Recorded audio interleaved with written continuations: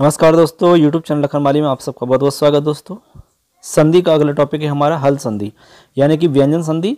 इस संधि से पहले हमने आपको स्वर संधि के बारे में इससे पहला जो वीडियो था वो अपलोड कर दिया है। आप जाकर के चैनल पर विजिट कर सकते हैं, देख सकते हैं। दोस्तों, ये आज का जो हम वीडियो बता रहे हैं आपको, इसमें हल संधि की हम बात करेंगे। कक्षा 12वीं के जो विद्यार्थी हैं, राजस्थान बोर्ड से जो तैयारी कर रहे हैं, आपकी एग्जाम अभी शीघ्र ही होने वाली है, तो उसी को मद्देनज़र रखते हुए हमने ये वीडियो आपको बनाया है। बहुत सारे स्टूडेंटों के कहने पर बहुत सारे स्टूडेंटों ने कहा कि सर हमें इस टॉपिक पढ़ने हैं, तो आपको हम बिल्कुल एकदम सिंपल तरीक़ा से आपको हम आपके पाठ्यक्रम के आधार पर इन टॉपिक को समझाने की हम कोशिश कर रहे हैं पूरी। दोस्तों, अच्छे से आप सुनेंगे, समझेंगे, अपने दोस्तों को शेयर करेंगे और चैनल को सब्सक्राइब जरूर करेंगे। दोस्तों, चलिए स्टार्ट करते हैं। आज की ये हल संधि की हम बात करते हैं। हल संधि व्यंजन संधि के विषय में जैसे कि आपको पहले हम बता दिया है कि व्यंजन संधि में आपको यदा व्यंजनात् परे व्यंजनम अथवा स्वर आयाति तदा हल संधि भवति। हल संधि के अंदर या व्यंजन संधि के अंदर आपको व्यंजन के बाद में व्यंजन मिल सकता है, या फिर व्यंजन के बाद में स्वर मिल सकता है, या फिर दोस्तों स्वर के बाद में व्यंजन मिल सकता है। तब ऐसी स्थिति में आपकी व्यंजन संधि होगी, और जहाँ पर स्वर के बाद में स्वर मिलता हो वहाँ पर स्वर संधि होती है। ये हम सब जानते हैं। अब हम बात करेंगे व्यंजन संधि के अंदर आपको सूत्र की बात करते हैं। दोस्तों, एग्जाम में सूत्र भी आता है कि जैसे सूत्र आ गया कि स्तो स्टूना जो सूत्र है, इसका उदाहरण बताइए, ठीक है, या फिर आपके उदाहरण आ जाता है, कहते हैं कि ये किस सूत्र के उदाहरण हैं। तो इसलिए आपको सूत्र अच्छे से याद रखना होगा और सूत्र का मतलब भी आपको समझना होगा, और आपको फिर उदाहरण एक दो याद रखने हैं। उसके बाद में आप यदि सूत्र का मतलब समझते हैं, सूत्र को अच्छे से समझते हैं, तो कितने भी उदाहरण आप बना सकते हैं खुद से और नए उदाहरणों को पहचान सकते हैं। तो सूत्र है हमारा, सबसे पहले संधि का नाम है ष्टुत्व संधि। संधि है दोस्तों ष्टुत्व संधि, सूत्र है स्तो स्टुना स्टु, ठीक है ना। अब इस सूत्र का मतलब क्या है, सबसे पहले तो हम आपको ये बताने की कोशिश करेंगे, समझेंगे अच्छे से।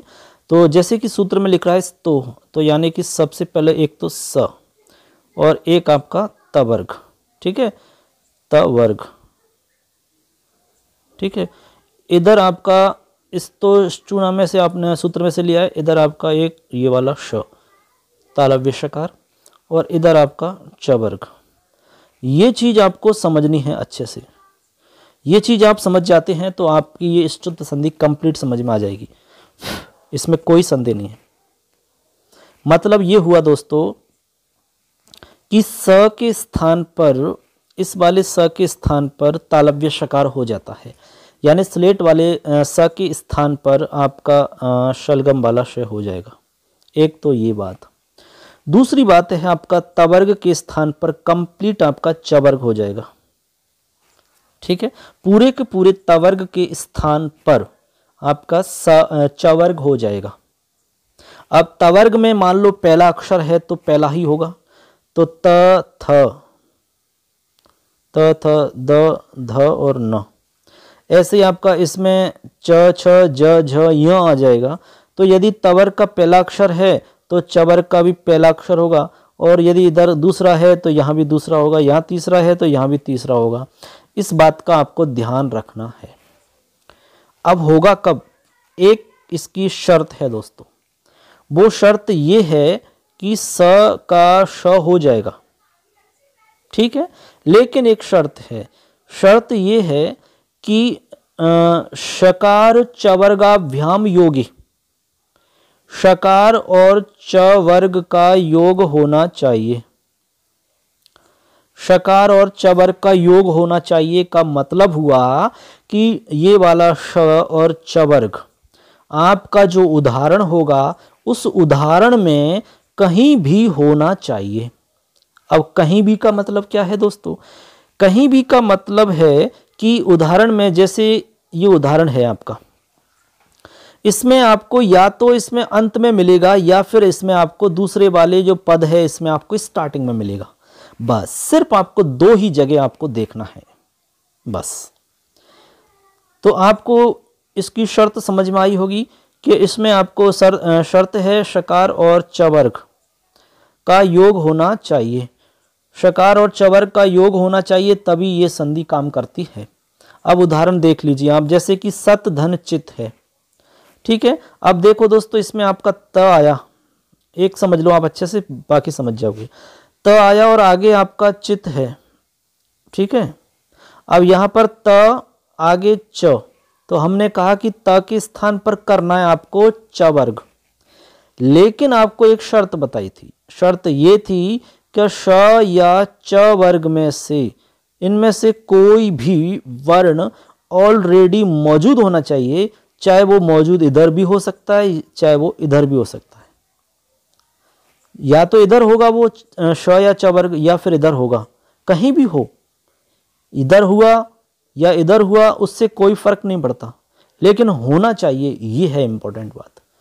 तो आपको पता है कि इसमें त वर्ग के स्थान पर च हो जाएगा, लेकिन शर्त है कि इन दोनों में से कुछ होना चाहिए। तो ये च मिल गया हमें, ऑलरेडी बैठा हुआ है, तो च इसमें मिल चुका है आपका, तो च मिल गया। तो इसका मतलब हो गया कि त को भी हम च कर देंगे, तो जैसे आप बन जाएगा सच तो हो गया। तो यहां पर जो संधि होगी उस संधि का नाम है स्चुत्व संधि।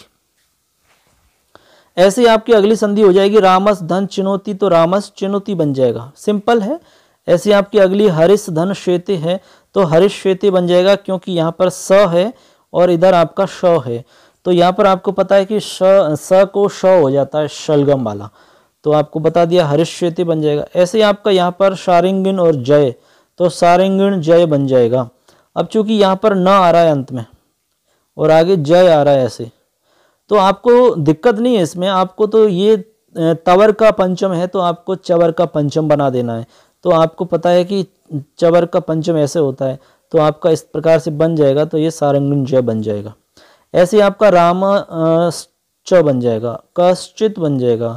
उद धन ज्वल है तो उज्ज्वल बन जाएगा, ठीक है। उज्ज्वल में आपको पता है कि द है, और द जो है त थ द तीसरा है, तो इस च का तीसरा आपका ज हो जाएगा, च छ ज, तो द की जगह ज हो जाएगा, तो उज्ज्वल बन जाएगा। ऐसे करके दोस्तों आपकी ये संधि हो जाती है। इस संधि का नाम है स्चुत्व संधि। तो स्चुत्व संधि में सूत्र है स्तोष चुना चु सकार तवर्गयो शकार चवर्गाभ्याम योगे शकार चवर्गो स्त। सकार और तवर्ग के स्थान पर शकार और चवर्ग हो जाता है, शकार और चवर्ग का योग होने पर, यानी उनमें होना चाहिए, ऑलरेडी मौजूद हो, वो कहीं भी हो सकता है, पहले पद में या दूसरे पद में। अब अगली संधि की हम बात करते हैं सेकंड, इष्टुत्व संधि। इष्टुत्व संधि दोस्तों इसी से मिली हुई है, बहुत कुछ आपस में एकदम समानता है दोनों के अंदर। सूत्र है स्टुना स्टुहु। इष्टुत्व संधि का सूत्र है स्टुना स्टु। इसमें और इससे पहले की संधि में बहुत सारी समानता है, बहुत ज़्यादा अंतर नहीं है। सूत्र कह रहा है स्तो स्टुना योगे स्टु स्यात्। दोस्तों इसमें स्थानीय तो समान रहेगा, यानी कि स और तवर्ग तो सेम रहेगा, यानी स के स्थान पर और तवर्ग के स्थान पर ही काम होगा। लेकिन यहाँ पर जो श है इसमें मूर्धन्य शकार होगा, और इस तवर्ग की जगह यहाँ पर टवर्ग होगा। बस यही संधि में अंतर है इष्टुत्व संधि में, बाकी कुछ सेम रहेगा सारा कुछ। तो आपको ऐसे समझना है दोस्तों कि यहाँ पर आपका जो स होगा ये वाला श आपका मूर्धन्य शकार में बदल जाएगा, और इधर जो आपका तवर्ग होगा वो आपका टवर्ग में बदल जाएगा। बस, और कब बदलेगा? योग होने पर। किसका योग होने पर? इसमें आपका मूर्धन्य शकार और टवर्ग का योग होने पर, इनका योग होना चाहिए। श और टवर्ग का योग होने पर स के स्थान पर मूर्धन्य शकार हो जाएगा और त के स्थान पर टवर्ग हो जाएगा, यानी तवर्ग के स्थान पर टवर्ग हो जाता है। तो ये आपका इसमें हो जाएगा। बहुत ही सिंपल है, उदाहरण से समझेंगे तो आपको बहुत अच्छे समझ में आ जाएगा। जैसे हम उदाहरण देखते हैं, तत् धन टीका। अब देखो तत् में आपका अंत में त आ रहा है, हमने आपको कहा कि त जो है वो ट में बदल जाएगा, यानी तवर्ग के स्थान पर टवर्ग हो जाएगा। ठीक है, तो आपको आगे है टीका, और कब हो जाएगा? जब मूर्धन्य शकार और टवर्ग का योग होने पर। तो यहाँ पर आपको ट मिल गया, तो ट का योग है, इसका मतलब आप त वर्ग के स्थान पर टवर्ग कर सकते हो। तो यहाँ पर त के स्थान पर आपने ट कर दिया तो तट्टिका बन गया। तो ऐसे आपका रामश धन षष्ठ, तो रामषष्ठ। ऐसे आपका रामष्टीकते, रामष्टीकते। चक्रिन ढौकश, तो चक्रिन ढौकशे। पेश धन ता, तो पेष्टा। राष्ट्र धन त्रम, तो राष्ट्रम। उद्डयनम, उड्डयनम। इश धन त, तो इष्टः। ऐसे करके आपके ये सारे के सारे उदाहरण बन जाते हैं। बस आपको नियम याद रखना है, स्टुना स्टू, यानी कि स के स्थान पर मूर्धन्य शकार हो जाएगा, ये वाला शकार हो जाएगा, ये वाला, ठीक है, इस वाले स के स्थान पर। तो इस वाले स के स्थान पर आपका मूर्धन्य शकार हो जाएगा, और तवर्ग जो है उस त के स्थान पर त थ द ध न, इसके स्थान पर ट ठ ड ढ न हो जाएगा। ऐसे आपको ध्यान में रखना है। तो ऐसे करके 2 संधि आपकी कंप्लीट हो चुकी हैं दोस्तों। अब तीसरी संधि जो है वो भी आपको बता देते हैं। जस्त्व संधि एकदम सिंपल है। जस्त्व संधि, जस्त्व का मतलब होता है तीसरा वर्ण। किसी भी वर्ग का तीसरा वर्ण जो है वो जश कहलाता है। तो आपका सूत्र है झलाम जशो अंते, झलाम जशो अंते सूत्र है, और सूत्र का मतलब है पदांते झलाम जशा स्युः, पदांत में झलों को जश हो जाता है। मतलब ये हुआ दोस्तों कि पद के अंत में यदि झल वर्ण है तो अब आपको समझ में ये आना है कि झल क्या है। एक चीज़ तो ये समझनी है, यानी कि आपका कोई भी शब्द है, यानी कि जैसे एक प्लस है और प्लस से पहले इधर और एक इधर, तो आपको पहले स्टार्टिंग में पदांत में झल मिलना चाहिए, यानी कि पद के अंत में झल मिलेगा आपको। तो सिर्फ आपको एक ही कंडीशन बताई गई है कि पदांते झलाम जशा स्यु, पदांत में झल वर्णों को जश हो जाता है। अब एक जश समझना है, जश, ठीक है। एक चीज तो समझनी है कि झल वर्ण पदांत में मिलेंगे, दूसरा है जश हो जाता है। अब जश क्या है? जव गण दश। दोस्तों जश का मतलब है जव गण दश, यानी कि तीसरा अक्षर है किसका? प्रत्येक वर्ग का। तो प्रत्येक वर्ग का मतलब 5 वर्ग होते हैं। सबसे पहला जैसे कि मान लो आप में ज व गण द आया, तो चवर का हो गया, पवर का हो गया, कवर का हो गया, टवर का हो गया, तवर का हो गया। तो जव गण द ये आपका तीसरा वर्ण हो गया। जश का मतलब तीसरा। अब झल का मतलब होता है पहला, दूसरा, तीसरा, चौथा, पहला, दूसरा, तीसरा और चौथा, और श श स ह वर्ण, इन सब को मिला के हम झल कहते हैं। तो आप समझ गए होंगे यदि किसी भी पद के अंत में झल आता है, क्या आता है? झल, ठीक है। उस झल के स्थान पर आपको करना है जश, यानी कि तीसरा बनाना है। बस यही संधि है जश्व संधि, इसी को कहते हैं जस्त्व संधि। उदाहरण से बात क्लियर हो जाएगी, उदाहरण से समझाते हैं। चलिए उदाहरण से आपको बिल्कुल स्पष्ट समझ में आ जाएगा। जैसे कि उदाहरण है वाक धन ईशः। तो हमने आपको कहा था कि अंत में आपको क्या मिलेगा? अंत में आपको झल मिलेगा। क्या बताया? झल। अब झल में आपको बताया दोस्तों पहला, दूसरा, तीसरा, चौथा और श श स और ह वर्ण, ये सारे के सारे वर्णों को मिला के हम झल कहते हैं। यानी झल प्रत्याहार है, और झल प्रत्याहार में झ से लेकर के ल तक इसके मध्य में जितने भी वर्ण हैं वो सारे के सारे झल कहलाते हैं। आपको शॉर्ट में बताया पहला, दूसरा, तीसरा, चौथा और श स ह, इन सबको झल कहते हैं। तो आपको मिल गया पहला वर्ण, यानी कि क जो है वो भी झल है। तो झल को आपको बनाना है जश, और जश का मतलब होता है तीसरा अक्षर। तो इस क का तीसरा बनाना है। सिंपल सी बात ये हुई। तो क का तीसरा बनेगा क ख ग। तो क का तीसरा क्या बनेगा दोस्तों? ग। क का तीसरा ग होता है, तो आप क को हटा के ग कर देंगे। तो जैसे आप ग करेंगे तो आपका रूप बन जाएगा वागीशः, और वागीश में संधि होगी जस्त्व संधि। यही संधि है। इसी प्रकार से आपको बनाने सारे उदाहरण। ऐसे आप जगत धन ईश बनाओगे तो जगदीश बन जाएगा। षट धन आनन है तो षडानन, क्योंकि यहाँ पर ट है और ट का तीसरा ट ठ ड बनेगा, तो षडानन बन गया। ऐसे आपका दिगंबर है तो दिगंबर बन जाएगा, क्योंकि क का तीसरा ग होता है। ऐसे आपका अच धन अंत है तो आपका अजंत बन जाएगा, क्योंकि च का तीसरा ज होता है, च छ ज। क्योंकि इसमें आपको सारे इंपॉर्टेंट उदाहरण है दोस्तों, एक भी आपका बाहर नहीं आएगा। ये आपको याद है तो आप एक भी सवाल गलत नहीं करोगे। इसके बाद में है सुप धन अंत है, तो आपका पे का तीसरा प फ ब हो जाएगा, तो सुबंत बन जाएगा। ऐसे ही आपका षट दर्शनम, तो ट का तीसरा ट ठ ड, तो षड दर्शनम। ऐसे आपका दिग्गज है तो आपका दिग्गज बन जाएगा। ऐसे करके आपके जितने भी उदाहरण आपने अभी देखे हैं, ये सारे के सारे उदाहरण आपके किसके हैं? जस्त्व संधि के उदाहरण हैं। और एकदम इम्पोर्टेंट है दोस्तों, इनमें से बाहर एक भी नहीं आएगा, इसलिए आपको अच्छे समझने हैं। आशा करते हैं आपको समझ में आ गया होगा। तो आपको समझना है कि पद के अंत में यदि झल है तो आपको उस झल के स्थान पर जश करना है, यानी कि उसका तीसरा अक्षर बनाना है। बस सिंपल सी बात ये है। जैसे क वर्ग है तो क का तीसरा करना है, च है तो च का तीसरा करना है, ऐसे आपको चेंज कर देना है। अब अगला है आपका जो सूत्र है और अगली संधि की हम बात कर रहे हैं। तो अगली संधि है आपकी चर्त संधि। अगली संधि है दोस्तों चर्त संधि, चर्त, ठीक है ना। अब चर्त संधि की हम बात करेंगे। चर्त संधि आपकी चर का मतलब होता है दोस्तों पहला अक्षर, ठीक है। एक तो ये चीज समझनी है। सूत्र है खरीच, तो खरीच सूत्र में एक तो आपको खर समझना है। खर क्या है, एक चीज तो ये समझनी है खरीचे में। तो ये कह रहा है कि खर परे झलाम चर स्यू, और एक समझना चर, ठीक है ना।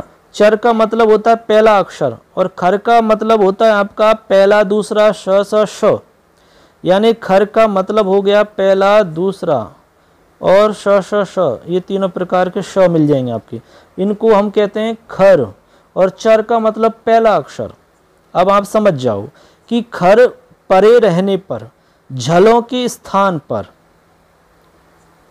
झल के स्थान पर चर हो जाता है। खर परे झलों को चर हो जाता है, यानी सिंपल सी बात ये है कि इधर आपको मिलेगा झल, ठीक है, इधर आपको झल मिलेगा, कोई भी झल वर्ण मिलेगा।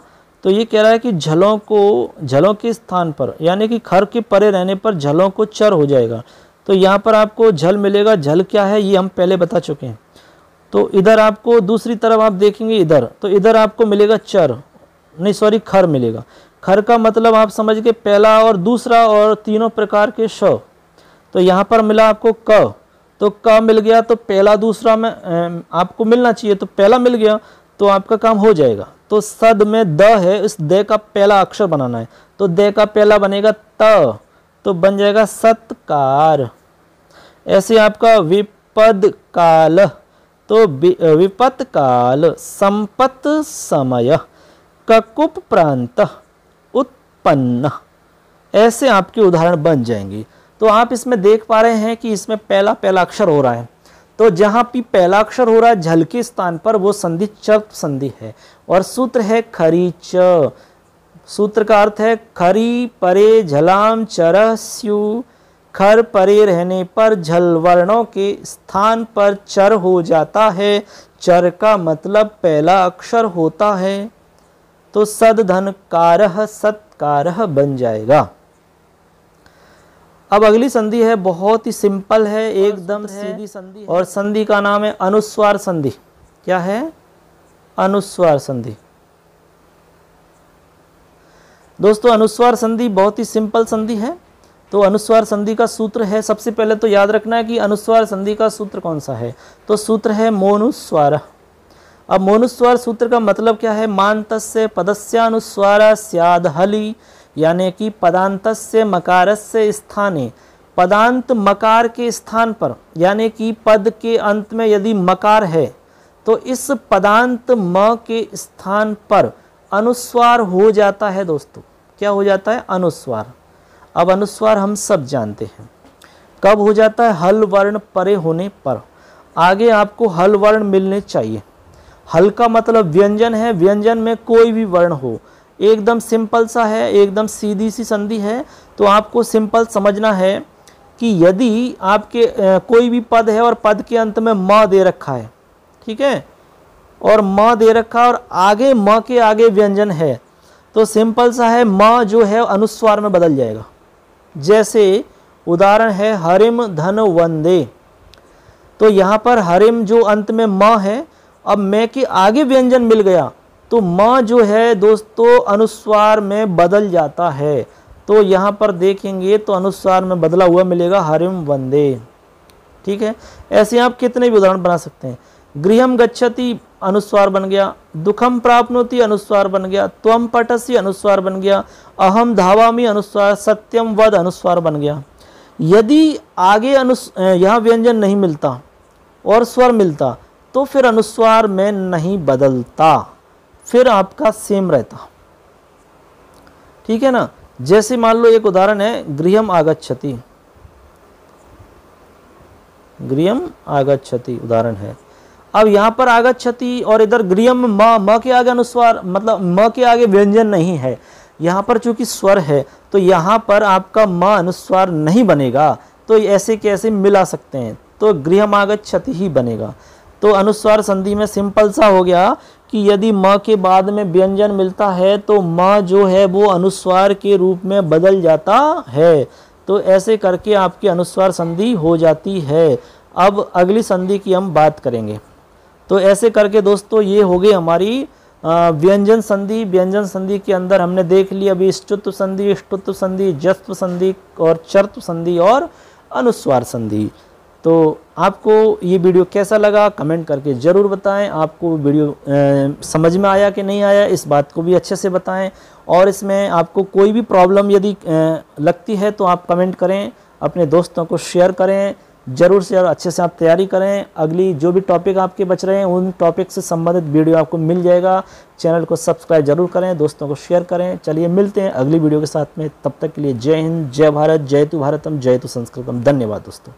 आप सुन रहे मैं लखनलाल माली करौली। धन्यवाद।